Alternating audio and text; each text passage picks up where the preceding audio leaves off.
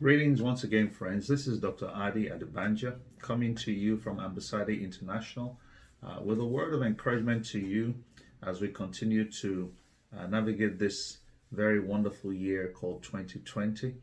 We're all well aware of all that's been going on, and even though these challenges kind of still linger, but I just wanted to challenge us today and encourage us to be expectant of bigger and better things from God despite all that's been happening.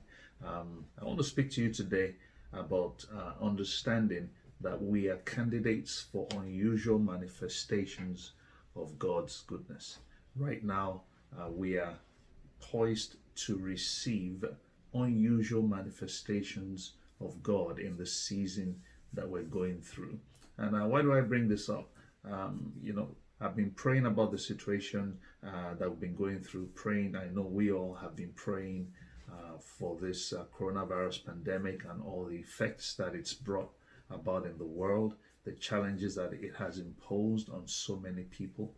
We're not unaware of the great challenge that this has caused for multiplied multitudes, whether it's students whose education has been interrupted, or parents whose jobs are not secure. Some have lost their jobs. Some are dealing with job insecurity, just trying to cope with all this. Some have faced great challenge in their health.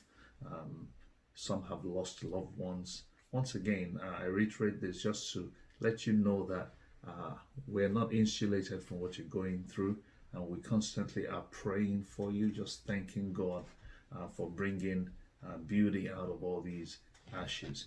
But the Lord spoke to my heart recently while praying about these things, and just simply said this, that you are candidates for unusual manifestations of God. And I just wanted to pass that on to you and encourage you along these lines. Just remembering this, that God did not go on vacation or fall asleep, and hence this pandemic or everything that's happened in this year. Sometimes, might be tempted to wonder, where has God been in all this? Why did all this happen? Why all this so much, chaos going on? And think that maybe God fell asleep. Maybe God just went on vacation. Maybe he just took a break, and in so doing, the enemy just came and ran riot and brought all these kind of challenges upon us. I just want to remind us of this truth, that the Bible tells us that he that watches over us, that keeps us, neither slumbers nor sleeps. God is not unaware of what's been going on. Indeed, God has actually been at work even through all this. Whether we realize it or not, even despite everything that's been going on since like the March of this year here in the United States of America. It began earlier in some other parts. God has been working. And Jesus clues us into this fact in John chapter 5 verse 16, when he was being challenged about doing good works on the Sabbath day. He made this statement. He said, "My Father is always working." Indeed, see what the Amplified Bible says. He said, "But Jesus answered them, my Father has worked even until now. He has never ceased working. He is still working, and I too must be at divine work." That's John chapter 5 and in verse 17. It says, "My Father has never stopped working. In fact, he is still working, and so I too must work." So God the Father and Jesus have been at work behind the scenes, even through all this. Even through all the challenges that we've been going through, they've been at work. And at work for what purpose? The Bible says that God causes all things to work together for good, for those who love God and those who are called according to his purpose. So God is causing things to work together for our good behind the scenes. He is working things out. God is not asleep. God is not on vacation. He is well aware, and he is working. And what I want to encourage you today, like the psalmist says in Psalm 27:10, please do not faint, but continue to believe to see the goodness of the Lord in the land of the living. He said, I would have fainted, except I believed to see the goodness of God in the land of the living. Listen, you will see the goodness of God, because God is working, has never stopped working for your good, to make all things work together for your good, because you love God. And I want to challenge you to believe that truth today, to stir yourself up to believe that God is working something out for my good. And I will not faint, I will not give up, because I know I will see the goodness of God. That which God has been working out, I will see it manifest in the land of the living. And so also remember this, that despite the unusual manifestations of the enemy's wrath and all that's been happening on the earth and in the world, I want to just let you know this, that the enemy will never have the final say in your life. The works of the devil, the works of destruction, the works of loss, the works of death will not have the final say in your life. Indeed, God will have the final say. The Bible says that Jesus is the author and the finisher of our faith. He got us started, and he's going to see us through. He's not going to abandon us halfway and leave us to the devices of the enemy. No, as we continue to love him, to trust him, to believe, to see his goodness, he is going to have the final say. God is the Alpha and the Omega, the beginning and the end. So he is the end. He is the beginning, he is the end, regardless of what happens in the middle. And sometimes what's happening in the middle we don't understand. What's happening in the middle, seems unpleasant, and indeed sometimes it is downright destructive. But guess what? God will have the final say, and the end shall be for good. God will never be upstaged by the devil and what he's doing. God will always have the final word. Hold fast to that truth, that it's not over until God says so. It is never over until God says so. So this year, 2020, I know it started out real wonderful, and then it's kind of been a little bit chaotic, in the middle. But I'm telling you, this year will not end on a bad note. God is going to have the final word when it concerns this year, 2020. And once again, as the enemy has manifested unusually this year, unusual